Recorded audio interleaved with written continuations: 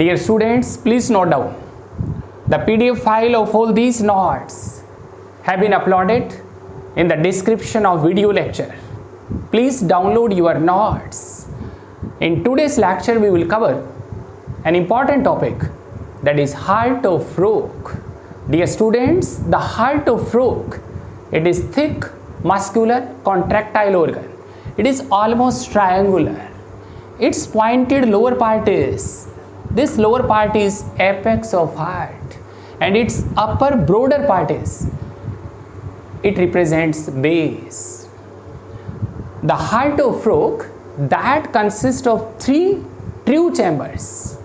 In this upper region, 2 auricles, right and left auricles, and this posterior part which consists of a large, powerful, and this true chamber is ventricle.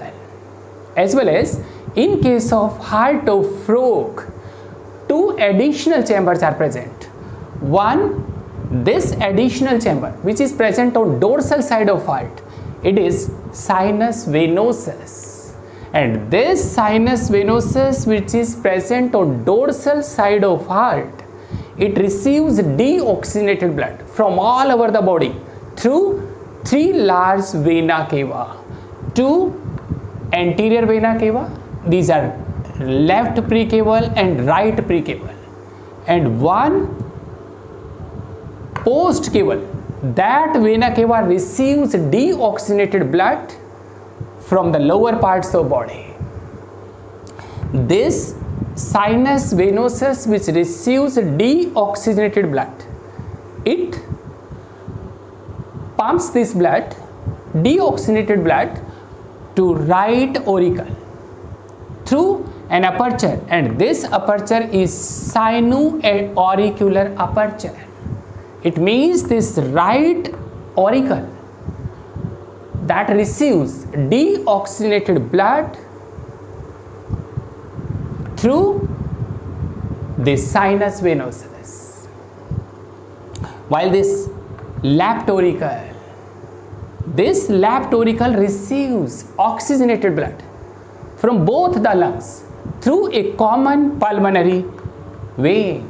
That common pulmonary vein opens in this left auricle. Here, this is the opening of pulmonary vein. Both right and left auricle pumps their blood in this ventricle through an aperture. It is AV aperture, auriculoventricular aperture, and this aperture is guarded by auriculoventricular valve, AV valve, and this valve is under control of thick, fibrous, thread-like, contractile connective tissue rods, and these connective tissue thread-like rods are chordae tendineae, which allow the opening of this valve in one direction. It means these chordae tendineae prevent backward flow of blood. In this ventricle, these are deep grooves and ridges are present. The grooves are named fissures, while the ridges are named columnae carneae. When this ventricle contracts, both deoxygenated as well as oxygenated blood, both types of blood pumped into the body through this another additional chamber, and this additional chamber is, it is truncus arteriosus. This truncus arteriosus which is present on ventral side of right atrium, and this additional chamber which is truncus arteriosus, TA, and this truncus arteriosus is divided into 2 chambers.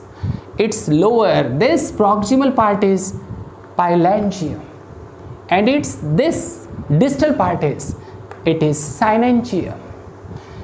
In this truncus arteriosus, a row of three semilunar valves which are transversely arranged.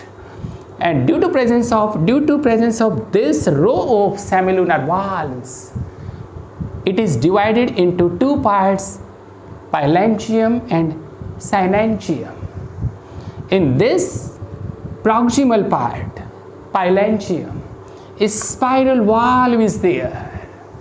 Due to presence of this spiral valve, this region is further divided into two chambers.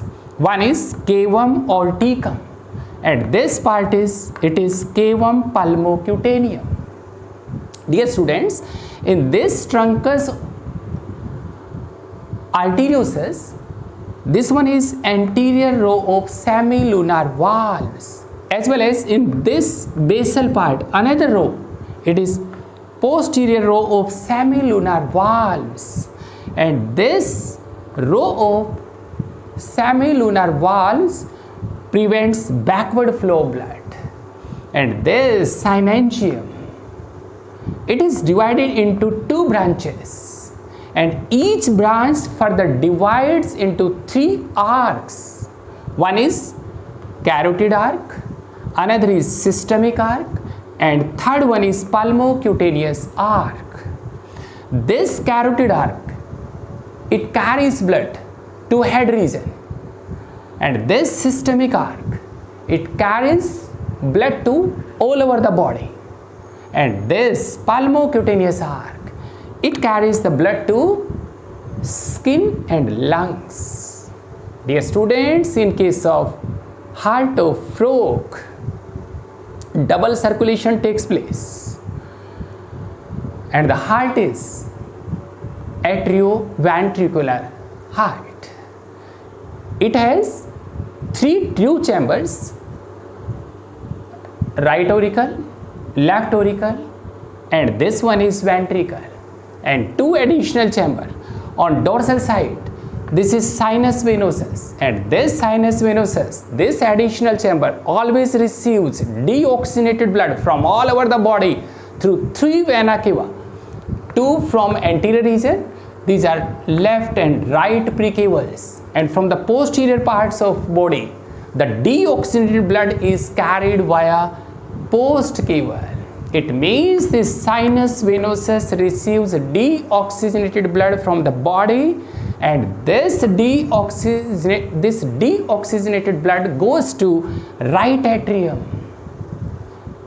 In this right atrium, sinus venosus opens by this aperture, it is SA aperture, sino-auricular aperture, and this left auricle, it receives oxygenated blood from both lungs through a common pulmonary vein. Both right and left auricle pumps their blood in this ventricle, and the ventricle through an aperture, it is AV aperture, and this aperture is guarded by